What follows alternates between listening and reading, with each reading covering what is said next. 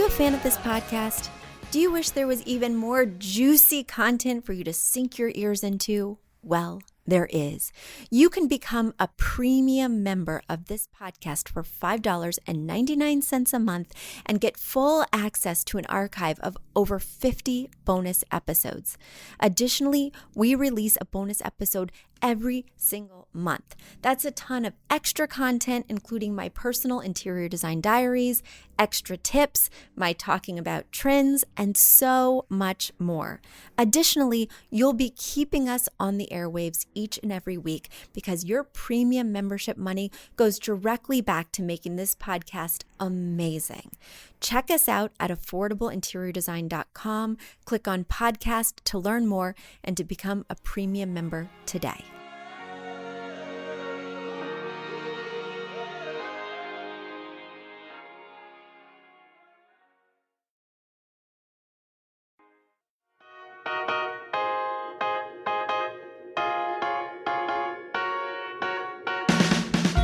You don't need a high-end designer or a lot of money to get a luxe look.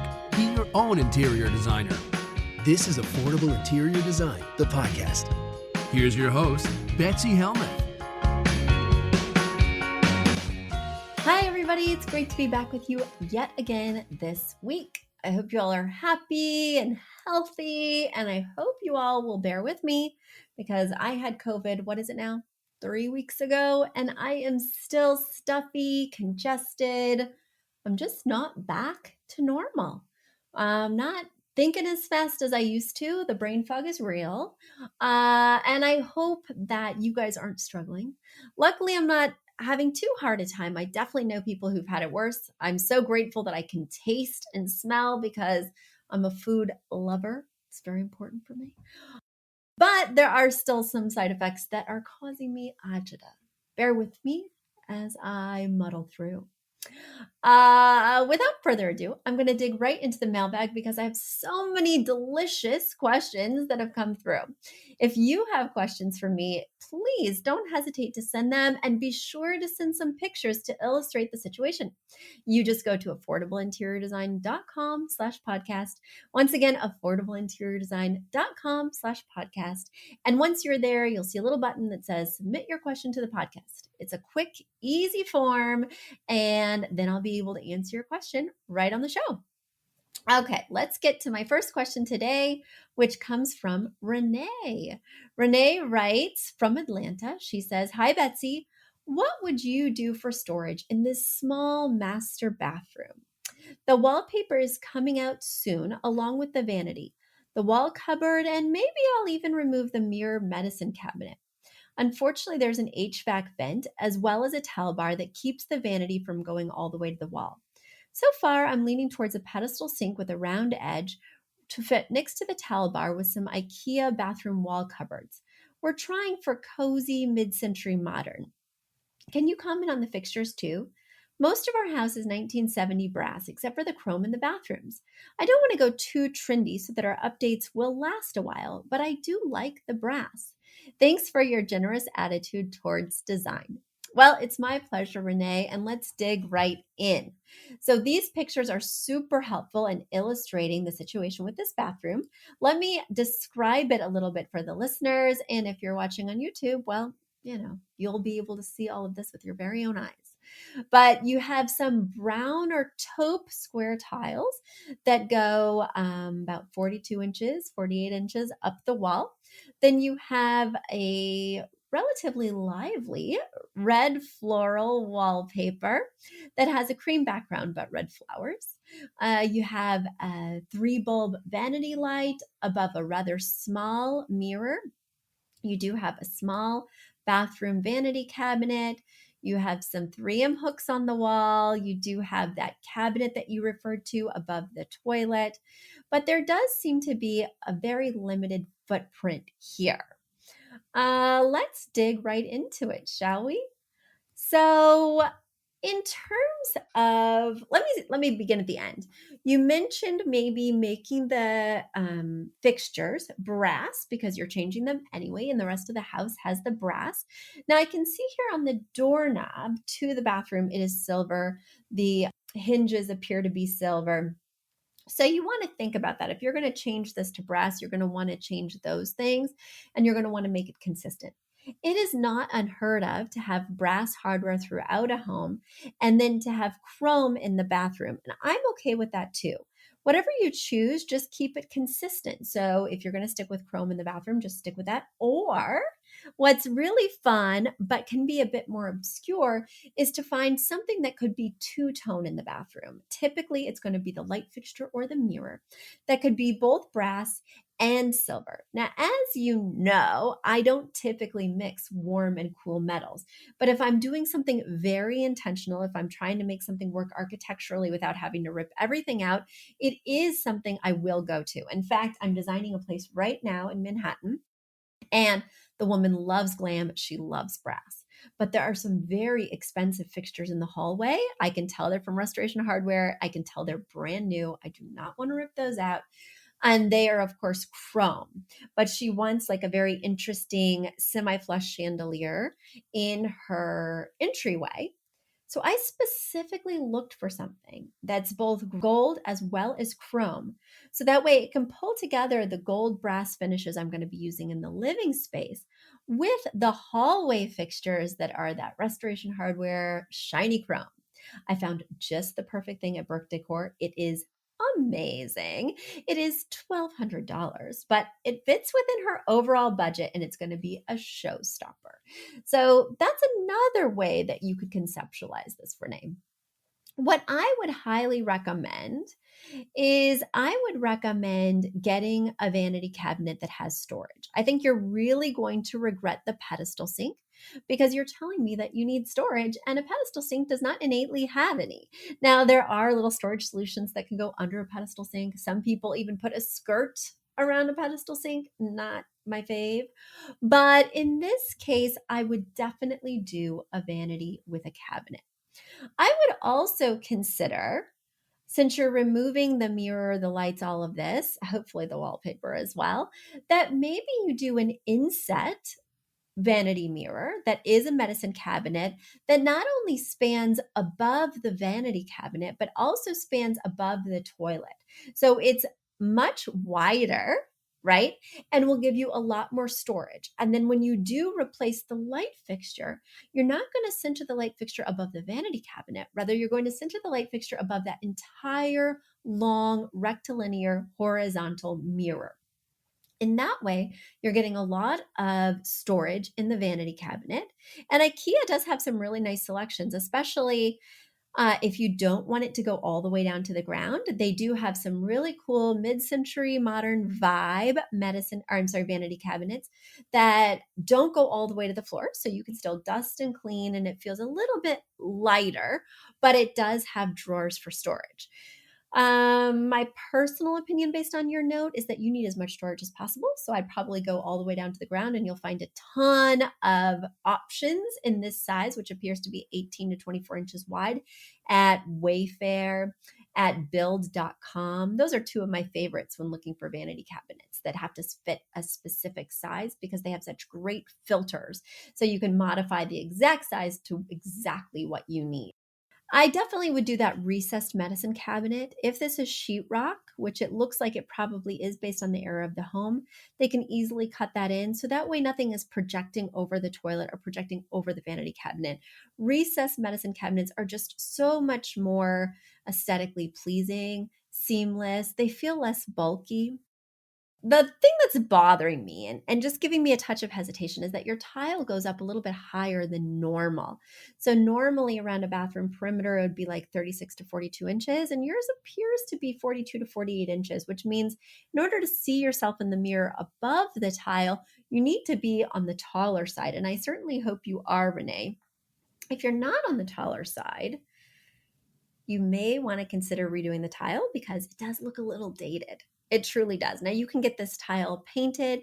You could use tile tattoos, which are just such an affordable, playful way to shake up these square tiles. But if you were doing a major overhaul of this bathroom, I would definitely change the layout of these tiles so that they go lower. So your vanity cabinet mirror is more in line with what people are actually looking at and what people are used to when they're looking into a mirror. And then definitely change out that shower head. And you're going to have a hard time finding shower, oh goodness, knobs. Oh my brain is really fried, guys. That are separate. Nowadays, it's typically one, so that might be another change that you want to make if you're pulling out this tile. And if you're not pulling out the tile, you're going to be very limited in what you can find with that. So you may want to source on some vintage fixture places, which I had to do when I renovated my bathroom in the West Village. It had the two knobs as well, and it's pretty obsolete. So I had to go to a vintage place, and it can be even more difficult if you're looking for a specific finish. So I would suggest that you start there, find that most difficult piece first, and then it will tell you what to do with everything else. Should you stay in the silver family? Should you blend the silver with the brass? I think looking for that hard to find item right off the bat will give you a very clear direction. And now it's time for a quick commercial break. Do you love this podcast? Do you wish you could learn even more? Well, we have an online class bundle. Our online class bundle is comprised of 3 online classes: beautifying your home for less, styling your home, and the fundamentals of feng shui. Each one of those 3 classes is between 30 and 45 minutes long and chock filled with visuals and tips, things that will help you to style your own space or help out with other spaces. Additionally, with the pack of 3 classes, you get an autographed copy of my book, Affordable Interior Design. You get all of that for only $99. Once again, that's the 3 online classes as well as the book for only $99. You just go to affordableinteriordesign.com/classes. Once again, affordableinteriordesign.com/classes to buy your bundle today. And if one of those classes sounded intriguing, but maybe you already have my book or some of the other topics are not of interest, you can buy the classes individually at that site as well. Each class is $40. So head over to affordableinteriordesign.com/classes to get your bundle or your online class today. But there we go. Oh, I had another idea. Speaking of the West Village, speaking of my former studio apartment that was 225 square feet, but it did have a very generously sized bathroom. What they did, and by they, I mean the people who lived there before me, which I found to be supremely helpful because, as you can hear, in a 225 square foot apartment, you need to maximize every inch of storage space, is above the tile in the shower. It was very similar to what you have here in that there was sheetrock, or, in your case, you have wallpaper over the sheetrock, but they had installed a shelf that was maybe max a foot from the ceiling to the shelf, but it was just enough space for me to put towels, washcloths, to put like bins that had extra shampoos, toilet paper, soaps, and it was right above the shower. So you may want to consider that. It never got wet because it was above the shower head. It wasn't too deep, so it didn't make the shower feel cavey in any way. And I found the storage to be so functional and just a true lifesaver. Now, that is a last resort, right? You can always store a lot of those things, extra shampoos, extra toilet papers, in a place that's not the bathroom, right? If you have a nice linen cabinet, closet, or just any other sort of even external cabinet right outside the bathroom in the primary bedroom. But if push comes to shove and you really need that space, I would consider doing a shelf right there in the shower above the shower head to get that extra foot of space. And then if you are tall, Renee, like I'm imagining you are, you can just reach up on that shelf to grab your towel after you're done showering, which is exactly what I used to do. And I just loved the accessibility. All right, there we go. Let's move on to my next question, which comes from Catherine. Catherine is writing from Canberra, Australia. And she says, "Hi, Betsy. I'm a fan of the show, and I very much appreciate the practical advice in your book, which definitely feels much more inclusive than most interior design books. While I do like the design philosophy of the 2-word phrase, I was hoping for some advice about my feeling word. I'm finding this much more difficult than my style word, both in terms of deciding what to do and how to apply it. After a lot of deliberation, I have settled on Scandinavian as my style word. The clean lines, lack of clutter, and emphasis on natural textures really appeals to me. I love the idea of beauty in everyday items and hygge. The only real downside is that Scandinavian can feel a bit muted, and I would like to add more vibrancy, character, and interest with my feeling word. Do you have suggestions for good contrasting feeling words that would go well with the Scandinavian style? The second part of the feeling word question is, how do I apply this? It would be great to have more examples of how the feeling word fits in. Furniture, artwork, curtains, etc. In my living room, we have a 9 by 12 vintage Persian rug that is brightly patterned in predominantly pinks and blues, but there's also many other colors. The plan is to use this as the inspiration piece, so it'd be great to have a feeling word that matches this colorful Persian rug. I'm afraid all of this has become quite a long question. Any pointers would be most appreciated. Thanks for all your wonderful podcasts. Well, I'm happy to help, Catherine. Thanks for writing in. So, yes, you know what I love to do with my two-word phrases is make them very disparate, make them almost opposites, because it can make the room so much more complex and interesting. For instance, if your style word was Scandinavian and your feeling word was calm, subdued, well, Scandinavian is pretty calm and subdued. Typically, they're light colored neutrals. Typically, there's not a lot of stark contrast. So you're just reinforcing the same style word. And maybe that could be perfectly summed up with a style word. But in other words, it's just not a very interesting or complex space when the style word and the feeling word are just too similar. So I applaud you for going for something that is really different, because that is going to make the space feel uniquely you. Unlike if they were similar, it's going to feel like a Scandinavian Designs catalog. In this case, I'm going to walk in and say, oh my gosh, this space is so Catherine, because she's got this really cool Scandinavian furniture, but it's so playful the way she's done it. So you want to think about what colors evoke in you in terms of a feeling, because the problem with me giving you a word, especially in a different country, is that words have different connotations to different people. And back when I was a young designer, I would share my two-word phrase with my clients because I wanted them to understand my vision. I wanted them to get as excited about the look for their space as I was. And I wanted them to have confidence in me that I really got them and was going to reflect back something that they would love. But I quickly realized that my interpretation of a feeling word, let's just say playful, or let's just say kooky, or let's just say one of them one time I did was like rockin'. I wanted it to just feel rockin', right? Even though we were going for a very specific style, which was kind of Victorian or antique. So the style was Victorian and antique, but I wanted it to feel rockin'. I shared this with my client and she was like upset. That's not me. She got all concerned. This isn't who I am. I don't think I'm going to like it. When really it totally was who she was in my lexicon, right? And so I think it's very dangerous.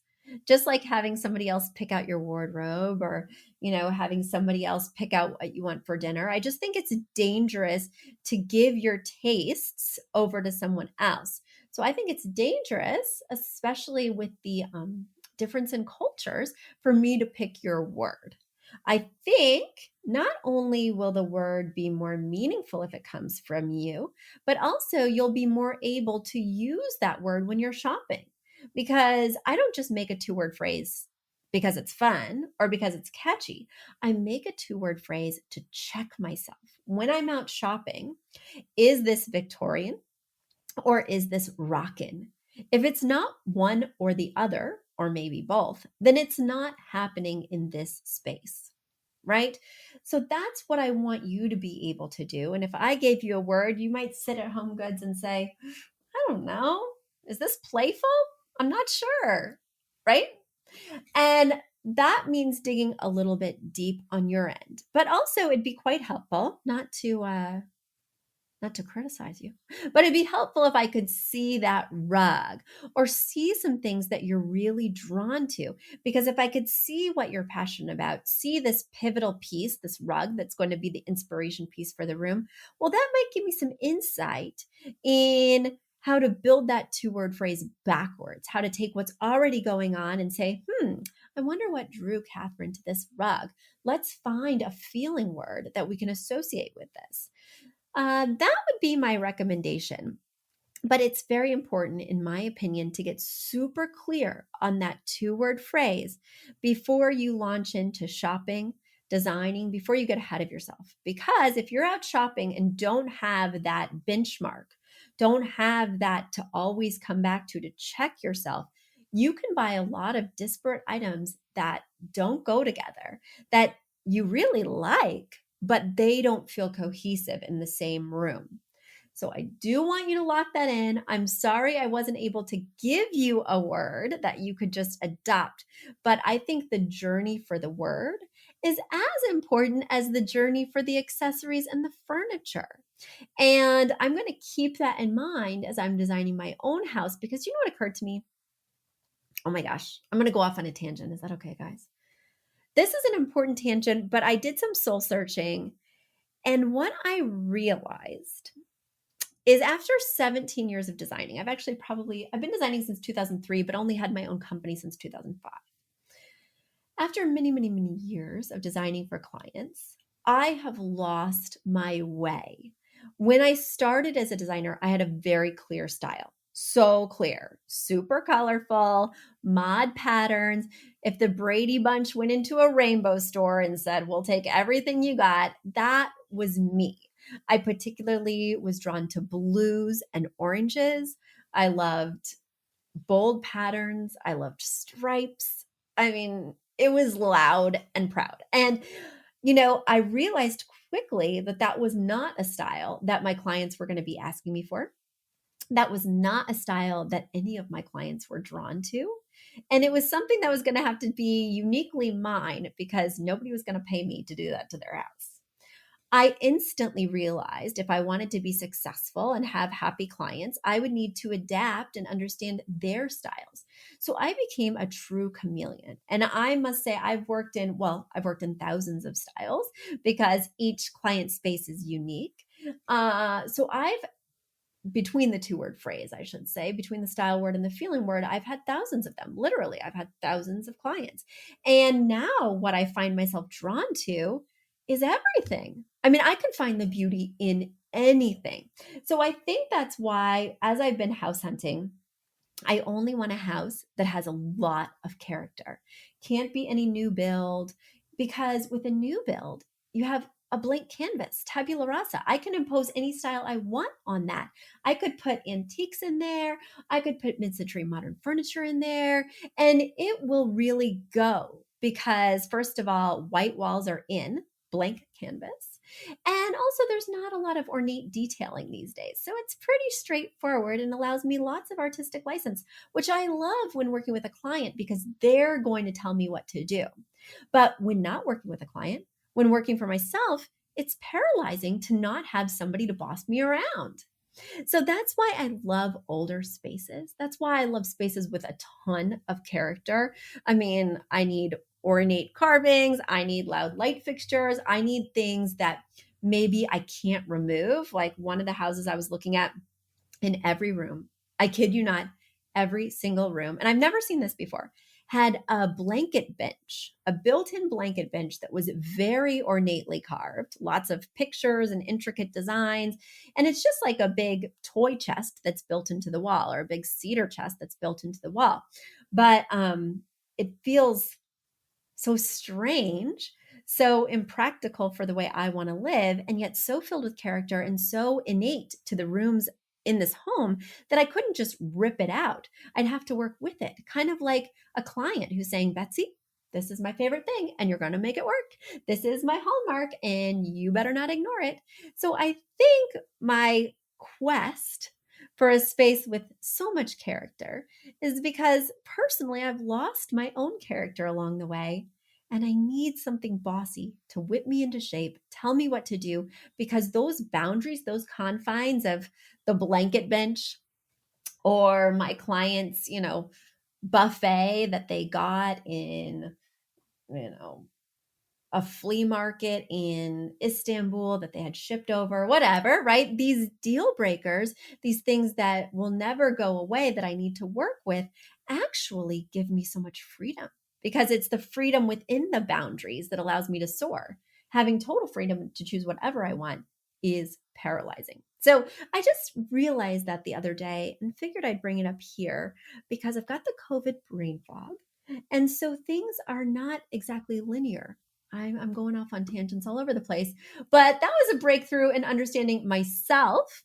And if you guys are burgeoning designers out there, you might feel the same way. And bear in mind, it doesn't mean you can't be a successful designer if you have a clear style and people aren't willing to pay you for it. Because I must say, I almost never design in that style I loved so long ago. Um, you may find that you need to be malleable. And the best way to learn to appreciate other styles is to subscribe to a variety of magazines. I love the tactile nature of a magazine, turning the pages. It just feels so much more soulful than scrolling online, but really doing research so that your eye is trained to appreciate lots of different styles. So that way, when your clients push you in one way or the other, you can find beauty in, first of all, the things that are deal breakers for them, but also in a style that doesn't particularly resonate with you. Oh, what did I have to do the other day? Okay, this was hard. My client liked like that total 80s style where everything is geometric shapes. The couches look totally uncomfortable. They look practically space age. Uh, yeah, not good. The only art he enjoyed was like that metal print art. So it couldn't be anything that was framed on paper, on canvas, none of that. It had to be the metal art. Everything was so cold and so unapproachable. And it was just a style I had a very hard time getting excited about. It was a style I wanted to tell him, go back to the future, man. This is no longer relevant. But he was just so into it and had a lot of pre existing pieces and just needed me to help him make it sophisticated. So I did some resourcing online because I had to get behind, I had to get excited about this style that actually really turns me off. Um, so it's just another example of how you can learn to appreciate other viewpoints by surrounding yourself with lots of source material. And maybe, Catherine, that just to circle back to your question, would help you. If you're looking through source material and looking for inspiration pictures for your own space, maybe ask yourself what feeling is evoked when you look at a certain picture that you really love. Or maybe go find that rug online and see how they've styled it on the online catalog. And then maybe something will come up for you seeing how somebody else arranged it, and it'll sort of bring your own style to life. There we go, guys. A glimpse inside my COVID fog. But it's clearing up. I can feel it. So if you want more lucid answers to your questions, don't hesitate to drop them in my mailbag. You'll go to affordableinteriordesign.com/podcast. Once again, affordableinteriordesign/podcast, and I'll answer all your questions. All right, everyone. Until next time. Bye.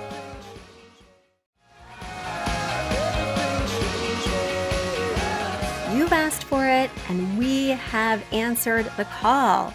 For years, you've been saying, Betsy, you're talking about all these great design concepts, but we can't visualize them. You're describing the picture that the listener sent in of their problem, and we wish we could see that picture too. After all, a picture is worth 1,000 words, and I do my best to describe them, but there's nothing like seeing it for yourself. And that's why Affordable Interior Design, the podcast, now has a YouTube channel. Not only do we have a YouTube channel where you could see recordings and clips of these podcast episodes, we also have an Instagram, a Facebook, and so many other exciting things. You should check it out. Head over to affordableinteriordesign.com/links. Once again, affordableinteriordesign.com/LINKS. links. And when you go there, you will see links to our YouTube page, our Instagram page, our Facebook page, and more. Please check it out, follow and subscribe so you can see everything I'm talking about.